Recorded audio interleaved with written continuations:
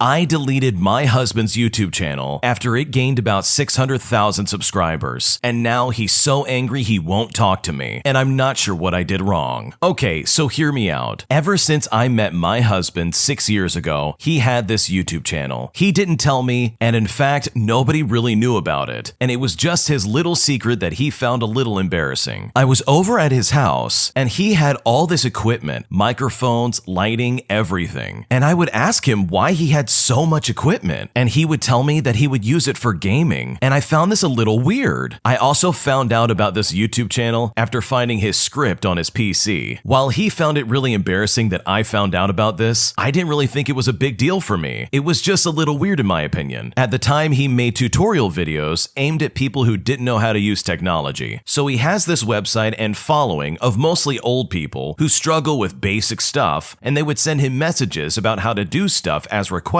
He would make a whole video cater towards that request, and it was all for free, and he didn't really make any money off of this. Eventually, I would get really annoyed with his obsession over this channel, and he would reassure me that this was his last video that he was doing. Literally, it was very annoying. We would be out having fun, and he would randomly bring up some tech issue that he could make a video on, and I would be frustrated, like, come on, we're just watching a movie. Another similar situation to this was when we were at a friend's birthday party, and my friends overheard my husband asking me if I just so happen to know how to fix a satellite signal. Obviously, I know nothing about it, but he's asking me, probably just trying to include me in the conversation or something. So my friend overheard him and said, "That's so random, why would you ask that?" He just said, "Oh, it's nothing," and just brushed it off like he normally does. At this point, I got really annoyed, and I did something that I really regret, even though it was in the heat of the moment and I was frustrated. I looked at my friends and I told them about his YouTube channel right there, knowing that he would be embarrassed about other people finding out about his channel, because he doesn't like the sound of his voice even though it sounds normal. He immediately got uncomfortable and tried changing the topic, but my friends were already searching his channel and they found it. They started playing a random video and he just walked off, which is what he does when he gets upset. In fact, he was so upset he left immediately, and he said to me, "I can't believe you would do that to me." And after that, he didn't talk to me for the rest of the evening. His videos also became the group joke of my friend's WhatsApp group. Eventually, he started posting new videos, and before the videos would begin, he would shout out the person who asked for help and would display their name and photo, and these people were all so freaking old. It was honestly very embarrassing for me, and this went on for quite a while. Eventually, my friends started asking me all of these questions about what he's doing. They want to know why he's doing it and if he gets paid. And to be honest, I don't know why he does this, and I don't know if he gets paid. I have had this conversation with him a lot, and his response is always, "I make the videos to help people that are struggling. I don't do it for money." Yeah, great help making tech videos. After a while, he took a 2-week break or something like that, and said he would be back to his YouTube followers soon. In this time, he started going to the gym, and I was really happy this YouTube phase was finally over, so I did the thing that I thought was necessary. I deleted his channel. The night before, I asked him if he would be upset if he didn't have a YouTube channel, and he said no, and that he's going to delete it soon once he's done helping people. And this is honestly something I've heard over the years. So I just went ahead and did it for him. I deleted it. 2 days later, the weather was amazing, and we, alongside like 15 other friends, went to a restaurant. It was lovely and so refreshing. It was going great. One of my friends then started talking about how she posted a picture and that she got X amount of notifications and all this stuff. My husband then looks to me and says how perfect it is that he can take 2 weeks off and that his followers wouldn't bother him with help requests and that he has 0 notifications. But he starts to get curious as to why he has no notifications. He says maybe his phone logged him out or something. And this is where things blow up. He goes to log in and he has literally no notifications. He thinks maybe his internet has gone bad. And so I reminded him kindly about how I asked him a couple of days ago if he would be upset if his channel disappeared. And that's when he connected the dots that I had deleted his channel. His face dropped. I've never in my 6 years of knowing him seen him like that. Not even when I found his channel. He frantically started typing on his phone, and after a solid minute of typing, he started crying,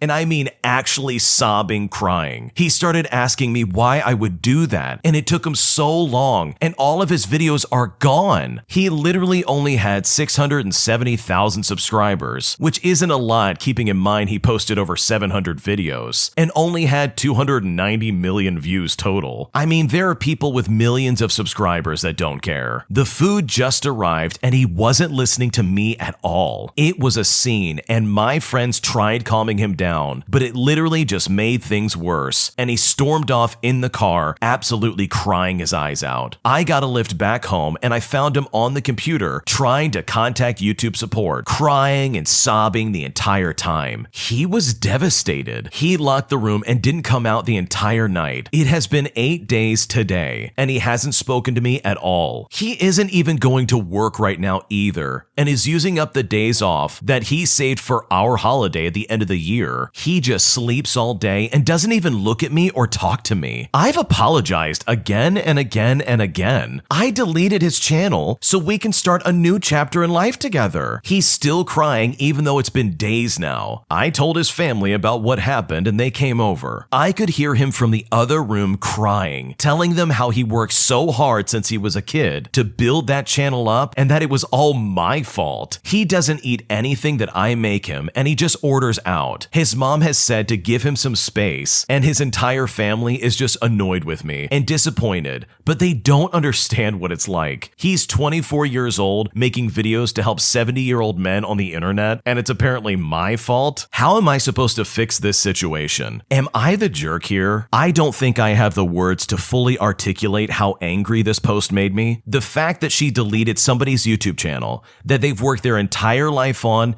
that they pour their heart and soul into, in private mind you, and put so much effort into trying to help people regardless of their age, is just disgusting to me. The original poster in this situation absolutely is the biggest jerk I've ever heard of in my life. The sense of entitlement that you have towards dictating what he can and can't do in his free time is absolutely disgusting and absolutely appalling. I mean, is this lady not self-aware of how self-centered and narcissistic she is? You took this man's one hobby away from him that he was passionate about. It was something outside of work that I guarantee you made him money, and you took it upon yourself to take this away from him. You should absolutely feel ashamed of yourself, and yes, in case you're wondering, this is entirely your fault. And it's bad enough that you and your friends were just making fun of your husband and mocking him behind his back, all because he wanted to make videos to help people. It doesn't matter what the videos were, they were harmless in nature. They were trying to leave a positive impact on the internet, but you literally took that away from him. And to say that, oh, he only had 290 million views, that's a lot of views. I don't care who you are, especially for an individual channel, and he grossed over 670,000 subscribers. That is not easy. Most people can't even get over 1,000 subscribers, but to have that many people say, yes, I want to watch your stuff, that's a big deal. I feel so bad for the husband in this situation because this is so unfair to them, and I really truly hope he's able to get his YouTube channel back, because I can't imagine having a channel like that taken from me after spending your entire childhood up to your adulthood working on it. The original poster's wife is absolutely a jerk, and this guy can do a lot better than her in my opinion, because this lady sounds like the most self-centered person I've ever heard of in my entire life. But what would you do if you were in this situation? Leave a comment down below. If you had a channel that big, would you be upset as well if you lost it all because of your selfish wife? Let us know down below. I am starting to feel very resentful towards my boyfriend because his life is so easy and fun compared to mine, and I'm honestly not sure what to do. I will preface this by saying that I love him so much, and he's great, and this really isn't his fault, but it's really starting to drive a wedge between us, and I'm not sure what to do in this situation. For some context, we've been together for almost 2 years. We live together, we share bills, pretty much everything. I work at a pharmacy as a technician, and I'm also a server on the side. On top of that, I'm a full-time college student with an hour commute each way. I get 0 days off a week and can barely afford to pay my portion of our bills. My boyfriend works from home doing software sales. He makes 3 times the amount that I do. And I'm not just saying this because I'm jealous, but he works maybe 8 hours a week. He even admits he does next to nothing. He sleeps a lot, plays golf several times a week, and hangs out with his friends, again, several times a week until very late. point. He does pay slightly more when it comes to the bills, and he does cook for us because he enjoys it. I never come home to a clean house. When I get home, he's either napping or with friends, and it's starting to really make me upset. My serving job essentially takes it out of me, and I come home exhausted, mentally and physically, every day. I know it isn't his fault, but I've started getting pretty upset that he constantly gets to have fun, and I have to work my butt off every day with no breaks to pay my part of the bills when he makes so much more than me, and I'm also expected to keep the house clean. I can't exactly ask him to stop having fun, and I also can't ask him to pay more because he has a credit card debt and he's trying to pay it off. And conversations about the housework usually end with him saying it's not fair he should have to do it all when he's the one that pays more of the bills. It really is an unfair balance, and I can't help but be jealous, and I really don't know what to do. I honestly think it's ridiculous that your boyfriend is not doing more chores around the house. Like, he literally needs to step up to the plate and kind of take care of things, especially since you're gone all day and doing all kinds of stuff. I can't really comment on how much he's paying in terms of like rent or bills or anything like that, because I think that's a conversation you two need to have in terms of like how much you both make and maybe him stepping up to the plate more possibly. But when it comes to keeping the house clean, he absolutely needs to step up and do something. His job clearly does not have as much stress as your two jobs do have, on top of being a full-time college student. It's an unfair balance, and you know what? He definitely needs to step up. And this is a minor thing, like this is something he should be able to do. Just clean up the house and keep things tidy. You're not asking for a lot. You're not asking for anything groundbreaking. Just clean up after yourself, because you certainly don't have any time. You're a full-time student and you work two jobs just to try and stay afloat. So I think an honest conversation about how you feel in this situation and how you're overworked and you feel like garbage when you come home would really go a long way. If your boyfriend cares, he will listen, and he'll get the picture that, hey, I need to step up because my girlfriend is feeling overwhelmed. Hopefully that's the result of that conversation, and hopefully things get easier for you, because at the moment I definitely feel sorry for your situation, and hopefully things improve. My ex's close friend keeps trying to hook up with me, and I really don't know what to do about it. First off, I'd like to say that I do have a drinking problem. I've been trying to get sober for months. I'm currently on day 35 without a drink, and I've fallen off the wagon a few times, but this is the longest I've ever gone. I lost the love of my life to addiction. What I mean by this is that I was planning on marrying this woman. I couldn't imagine my life without her in it. It's been over a year since I left her, and I am still crazy in love with her, but my drinking caused me to be a complete jerk to her. I lied to her, I was verbally aggressive, I accused her of things that she didn't do, I spread rumors about her. I don't know why I did any of this. I'm not trying to justify my actions at all. I'm just being honest. The worst thing I did, though, by far, was try to sleep with two close friends of hers while I was still with her. Both of these instances happened when I was really under the influence, and it's something I feel awful about to the grave. Looking back, I actually wonder if I chose friends of hers that were unavailable to me on purpose. At the time, it really was more about wanting to hurt her as much as possible, instead of wanting to actually be with either of these people. Why did I want to hurt her so much? Because she is the first person to call me out on my addiction and to not enable me. At the time, I was livid with her for that, and really, all she ever wanted was what was best for us. I have done everything I can to better myself. I'm in therapy, I'm not drinking anymore, I am trying to confront all of my issues. Here's where the problems start to arise though. Lately, one of her female friends keeps messaging me and wanting to hook up. This woman is so beyond nasty, both as a person and physically. I mean, her teeth are rotten, she has really bad hygiene, she has the ugliest tattoos all over herself, and she likes messing with married men. I remember when I was with my ex,